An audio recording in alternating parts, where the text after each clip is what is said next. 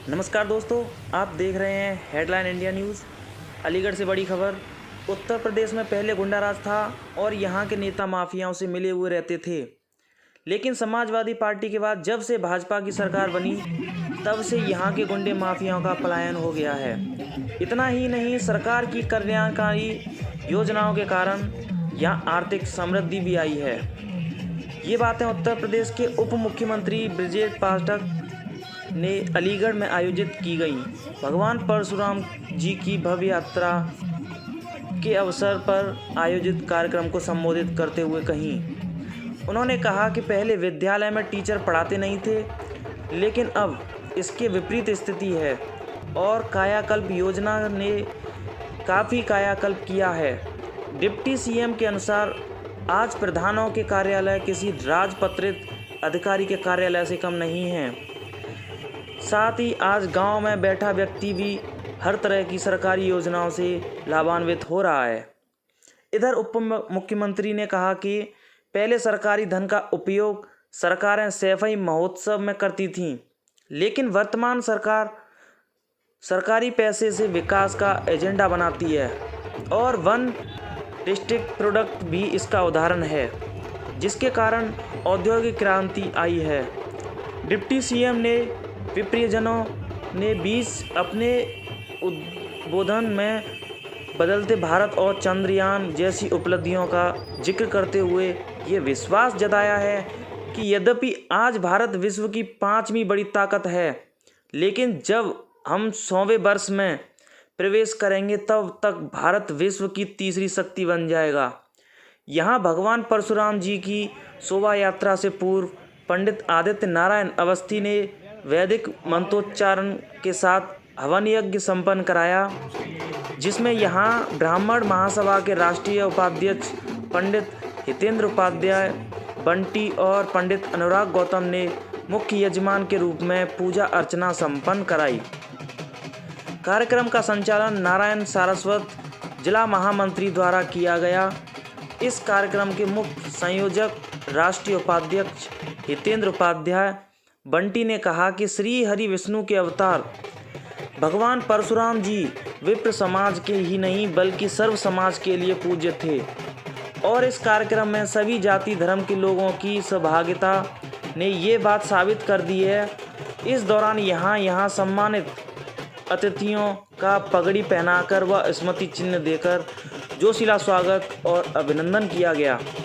इस कार्यक्रम को यहाँ अलीगढ़ के सांसद सतीश गौतम, एटा के सांसद राजवीर सिंह राजू भैया, शिक्षा मंत्री संदीप सिंह, पूर्व मंत्री रामवीर उपाध्याय की पत्नी सीमा उपाध्याय, जिला पंचायत अध्यक्ष हाथरस, कोल विधायक अनिल पारासर, शहर विधायक मुक्ता संजीव राजा, मेयर प्रशांत सिंगल, भाजपा नेता शिव नारायण शर्मा, भाजपा जिलाध्यक्ष कृष्णपाल सिंह, महानगर अध्यक्ष राजीव शर्मा, डॉक्टर संजय भार्गव, संजय शर्मा, राजा भैया, इंद्र राकेश शर्मा, उपेंद्र भान चौधरी के अलावा महामंडलेश्वर आचार्य पूर्णानंद पुरी महाराज, हरिकांत जी महाराज और सुनील कौशल जी महाराज का भी मार्गदर्शन मिला।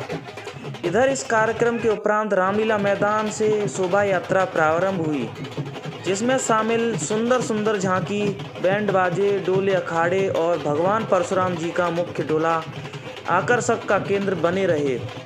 साथ अखाड़े में मातृशक्ति का प्रदर्शन देखकर भी लोग दांतों तले उंगली दबा गए। वहीं रास्ते में जगह जगह मेले का नगरवासियों ने भव्य स्वागत किया और कार्यक्रम के समापन पर शोभा यात्रा के सह संयोजक अनुराग गौतम ने सभी आगंतुकों का आभार जताया। भगवान परशुराम जी की 26वीं शोभा यात्रा को सफल बनाने में यहाँ डॉक्टर दिनेश शर्मा, जिलाध्यक्ष राकेश शर्मा, नारायण सारस्वत, खन्नू आज़ाद, पंडित विकास शर्मा, सुमित सिब्बो समेत सैकड़ों की संख्या में सर्व समाज के लोगों का महत्वपूर्ण योगदान शामिल रहा। स्वागत करता हूं। उनके साथ में हमारे संदीप सिंह संजू भैया और डॉक्टर दिनेश शर्मा जी और यहाँ पर आज के इस कार्यक्रम के संयोजक बंटी भैया है भाई अपना स्थान के बस्ते में होता था सेक्रेटरी और प्रधान जी के बीच में खटिया डाल करके ऑफिस चलता था, चारपाई डालकर। आज पूरे प्रदेश में हमने पंचायत भवन बनकर तैयार किए हैं और पंचायत भवन कोई पंचायत भवन साधारण नहीं है, जिलाधिकारी कार्यालय से बेहतर बना करके खड़ा किया। किसी की गांव में आप जाकर पूरे प्रदेश में देख सकते हैं, वहां कंप्यूटर लगाने का काम किया है, वहां अधिकारी बैठते हैं, कर्मचारी बैठते हैं, मिनी सचिवालय ग्रामीण सचिवालय बनाने का काम किया है। सरकार की केंद्र प्रदेश की जितनी भी योजनाएं हैं आप गांव में ही बैठ करके आवेदन कर सकते हैं, सारी कार्रवाई पूरी कर सकते हैं। ये संभव भारतीय जनता पार्टी की सरकार में, योगी जी की सरकार में, मोदी जी के मार्गदर्शन में, डबल इंजन की सरकार ने पूरा करके दिखाने का काम किया है। हम सब सुनते थे समाजवादी पार्टी की शासनकाल में क्या होता था, कोई हत्या कर दे तो छूट जाता था, कोई मर्डर कर दे छूट जाता था, हत्या लूट डकैती बलात्कार मुलजिम सरेआम घूमते थे और उनको सरकारी संरक्षण मिलता था। समाजवादी पार्टी के लोगों के पास जवाब नहीं होगा। जब भी आए मैं इसलिए याद दिलाता हूं, उनसे जरूर पूछिएगा कि आपने इंफ्रास्ट्रक्चर कहां भेज दिया था, सारा पैसा कहां जाता था। आप सबको पता है सफाई इटावा का एक छोटा सा गांव, अपने गांव में जहां जन्म लिया समाजवादी पार्टी के नेताओं ने, सारा पैसा प्रदेश में लगाने वहां काम करते थे और साल में एक दिन सफाई महोत्सव बनाते थे। हमारी सरकार जो जनता का पैसा है जनता के लिए खर्च करने का काम सड़क, पानी, बिजली, स्कूल, अस्पताल कर रही है और सफाई महोत्सव मनाकर बंबई से हमारी बहनों को बुला करके, फिल्म स्टार्स को बुलाकर डांस देखने का काम पूरा सफाई परिवार करता था, ये किसी से छुपा नहीं। आज अलीगढ़ हमारे विकास के एजेंडे में है, हम पूरे प्रदेश को नंबर 1 पर ले जाने के लिए काम कर रहे हैं। उद्योग जगत में चमत्कार आ गया, पहले उद्योगपति पलायन कर रहे थे, आज देश का हर उद्योगपति, दुनिया का हर उद्योगपति उत्तर प्रदेश में उद्योग लगाना चाहता है। आज मोबाइल बनाने वाली 65% कंपनियां उत्तर प्रदेश में हैं और सर्वाधिक दुनिया में जो मोबाइल सैमसंग कंपनी बनाती है वो नोएडा में बना करके पूरी दुनिया को सप्लाई करने का काम करती है। आज हम कह सकते हैं कि उत्तर प्रदेश में औद्योगिक क्रांति आ गई है।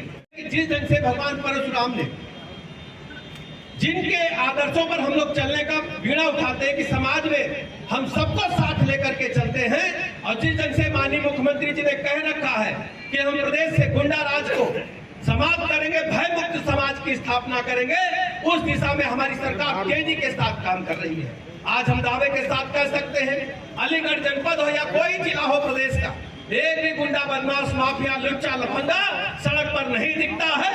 उत्तर प्रदेश में कानून का राज स्थापित करने का काम हमारी सरकार ने। आप सबको मैं याद दिलाना चाहता हूं समाजवादी पार्टी के शासनकाल को, जिले जिले मिनी मुख्यमंत्री बनकर के बैठे थे, गुंडा राज कायम था। अलीगढ़ की सड़कों पर एक एक गाड़ी में 8-8 बंदूकें भर करके चलते थे और बताते थे कि हम समाजवादी पार्टी के कार्यकर्ता हैं या उनके संरक्षण में चलते हैं। आज हम दावे के साथ कह सकते हैं अलीगढ़ जनपद हो या प्रदेश का कोई कोना हो, कोई जिला हो, हर स्थिति में हमने कानून के राज को कायम किया है।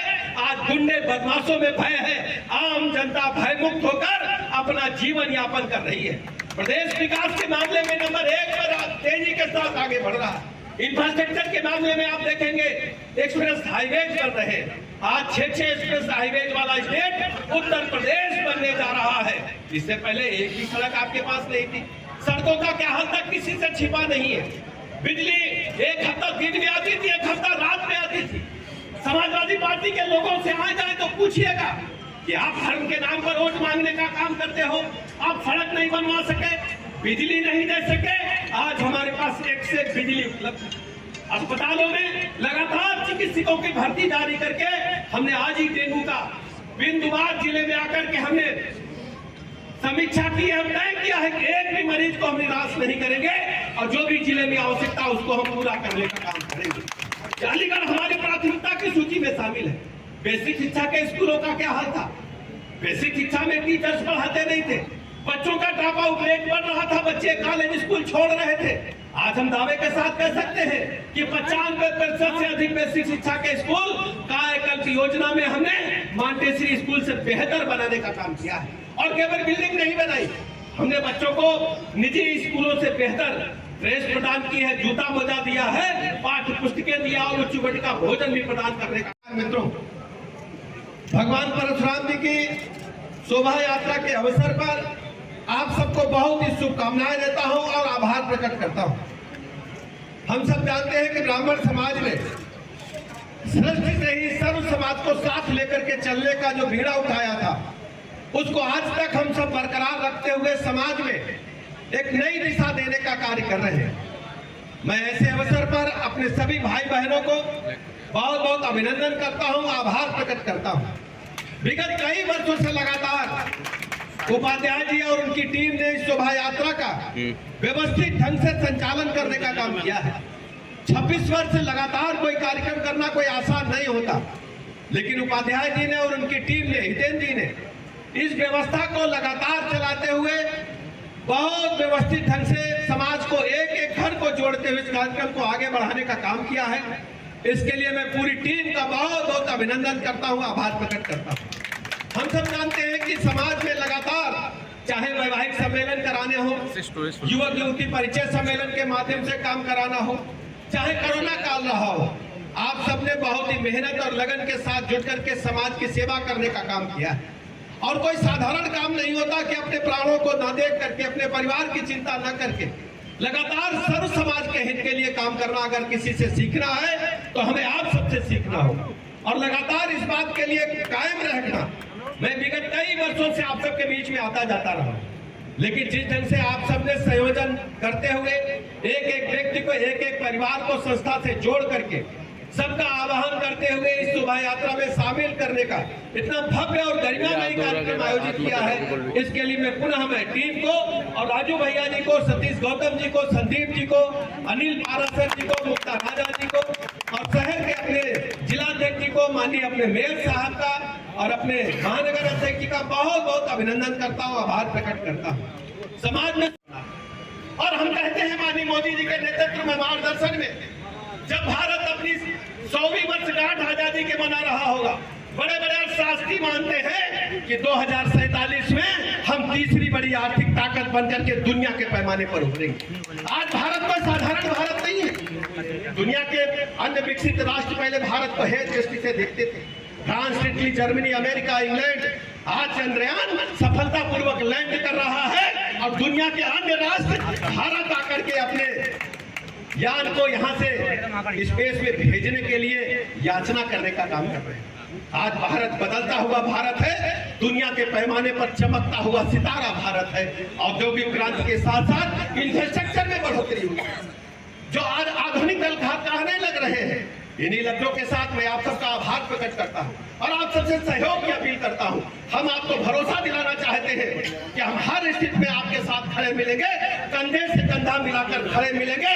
मैं अपने कार्यकर्ताओं के लिए जो भी कार्यकर्ता चाहेंगे, हम उनके कार्यकर्ताओं के मान सम्मान से कभी समझौता नहीं करेंगे। हम अपने कार्यकर्ताओं के साथ खड़े मिलेंगे। बहुत अधिक समय न लेते हुए मंचस्थ अपने पूरी टीम का, राजू भैया का, दिनेश शर्मा जी का, अपने गौतम साहब का, संदीप भैया का, अनिल पारासर जी का, अपने जिलाध्यक्ष जी का, मुक्ता राजा जी का, जो हमारी टीम है, जो हमारे मेयर साहब है, हमारी जिले की भारतीय जनता पार्टी की पूरी टीम है, इसका आभार प्रकट करते हुए, आयोजकों का, माननीय उपाध्याय जी का आभार प्रकट करते हुए, हमारी बहन सीमा उपाध्याय बैठी, आप सबका आभार प्रकट करते हुए विदा लेना चाहूंगा। इस आशा और भरोसे के साथ अलीगढ़ जनपद के एक एक कार्यकर्ता के साथ हम कंधे से कंधा मिलाकर चलेंगे। कभी भाई अपने आप को अकेला न समझना, आपका भाई, आपका बेटा लखनऊ में आपकी आवाज बन करके बैठा। कभी कोई दिक्कत हो तुरंत आप आ जाइएगा, हर स्थिति में मैं आपके साथ खड़ा मिलूंगा। बहुत बहुत धन्यवाद। 26वां भगवान परशुराम जी की शोभा यात्रा कार्यक्रम में उपस्थित एटा के बहुत ही लोकप्रिय सांसद हमारे बड़े भाई आदरणीय राजवीर सिंह राजू भैया जी, उत्तर प्रदेश सरकार में हमारे मंत्री आदरणीय संदीप सिंह जी, अलीगढ़ जनपद के लोकप्रिय सांसद हमारे मित्र आदरणीय सतीश गौतम जी, बहुत ही वरिष्ठ हम सबके बहुत ही प्रिय प्रदेश के उपाध्यक्ष आदरणीय दिनेश शर्मा जी, जिला पंचायत की बहुत ही लोकप्रिय अध्यक्ष हमारे परिवार की आदरणीय सीमा उपाध्याय जी, माननीय विधायक सदर आदरणीय मुक्ता राजा जी, माननीय विधायक आदरणीय अनिल पारासर जी, आदरणीय उपेंद्र भान पचौरी जी, महानगर के अध्यक्ष आदरणीय राजीव शर्मा जी, कार्यक्रम के अध्यक्ष आदरणीय आ जाओ परशुधारी। हे